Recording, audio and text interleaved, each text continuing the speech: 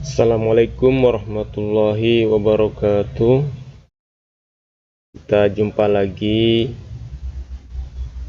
pada materi teknologi layanan dan jaringan. Untuk sub materi kita tentang standar organisasi. Jadi diharapkan kepada adik-adik untuk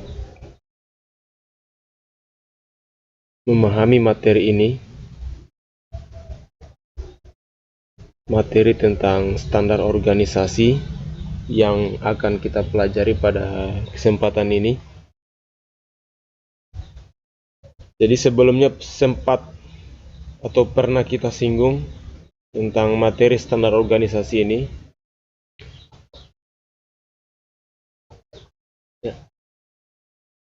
Standar organisasi dalam bidang komunikasi data.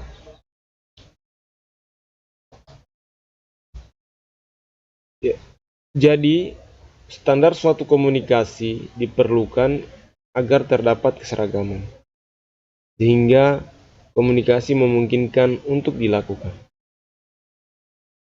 Kemudian beberapa organisasi standar yang berperan dalam jaringan komputer itu ada beberapa jenis.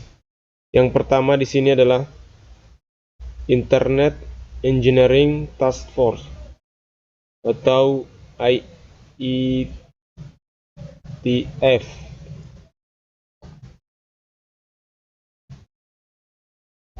Itu merupakan sebuah organisasi yang menjaring banyak pihak, baik itu individu ataupun organisasi, yang tertarik dalam pengembangan jaringan komputer dan internet.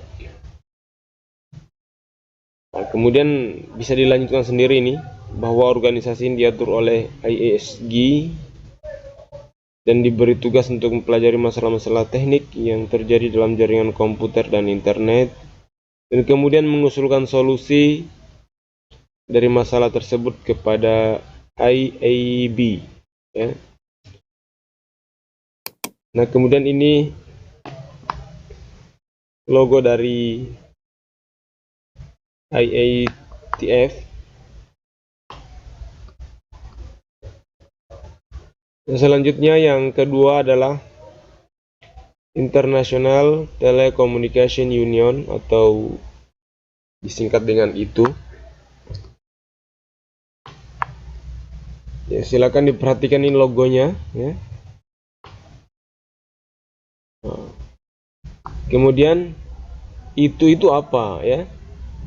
International Telecommunication itu adalah sebuah organisasi internasional untuk membakukan atau memastikan dan meregulasi radio internasional dan telekomunikasi, baik di bidang layanan, media, dan jaringan yang dipakai, sehingga sebuah jalinan telekomunikasi dapat berjalan lancar. Nah, kemudian kita lanjut bahwa ITU itu terdiri dari tiga bagian, ya. Yang pertama adalah ITUT, kemudian R, kemudian sini D, ya. Kita lihat pembahasannya. Yang pertama, ITUT, International Telecommunication Union of Telecommunication, itu adalah standar internasional di bidang telekomunikasi, baik itu telepon dan data.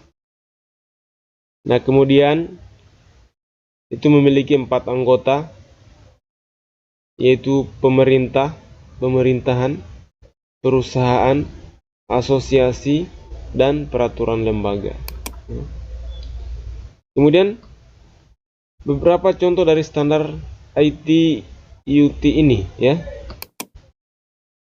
Yang pertama itu adalah JPEG. Nah, yang lalu kita pernah bahas, ya, apa itu JPEG. Kemudian yang kedua adalah MPEG. Nah, inilah bentuk video, ya. Kalau JPG dalam bentuk gambar. Kemudian H323 dibentuk untuk dapat membantu pengembangan layanan VoIP. Ya. Fungsinya adalah untuk mempermudah pengiriman layanan suara, gambar, dan data melalui jaringan komputer atau internet. Kemudian yang bagian D, silakan dilihat ini. Bagian D G709. Ya. Fungsi dari G709 adalah untuk mengimplementasikan penggunaan kabel fiber optik. Nah, ada 3 macam juga ini. Ya.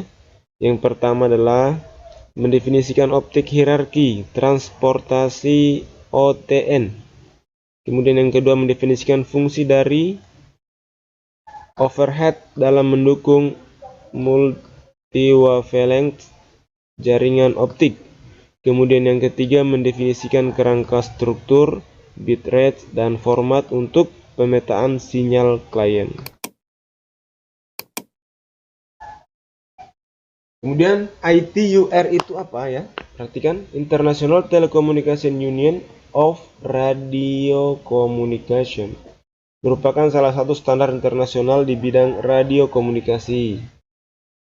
Nah, kemudian kita lanjut lagi yang ketiga, ITUD, International Telecommunication Union of Development. Ya. Itu bergerak di bidang pengembangan. Nah, kemudian kita lanjut. Yang ketiga itu adalah artinya yang lanjutan dari standar organisasi ini. Yang poin ketiga sekarang adalah International Organization for Standardization atau ISO ya. Nah, ini pengertiannya. Silakan dicatat kalau mau dicatat. ISO adalah organisasi standarisasi internasional yang bertugas membuat standar dari berbagai bidang termasuk jaringan komunikasi data. Ini logonya. Kemudian yang keempat, American National Standard Institute atau ANSI ya.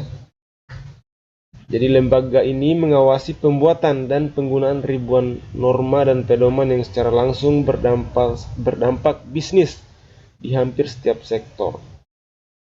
Perhatikan logonya. Kemudian kita lanjut ini. Yang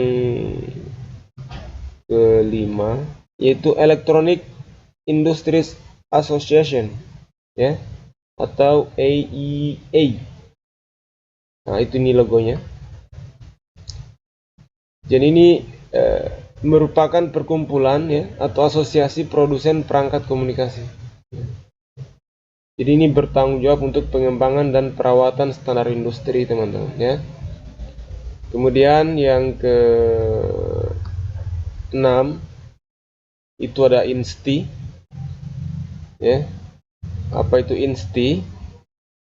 Itu lembaga yang memberi akreditasi untuk standar yang dikembangkan oleh perwakilan dari lembaga pengembang standar atau instansi pemerintah, kelompok konsumen, perusahaan, dan lain-lain.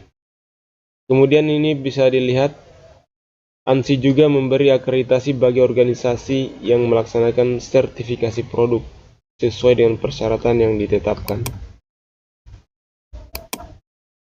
Kemudian yang ke-7 ya, perhatikan ini sebenarnya 7 ya teman-teman. Ini sebenarnya 7 ya. 7 itu adalah Institute of Electrical and Electronic Engineers.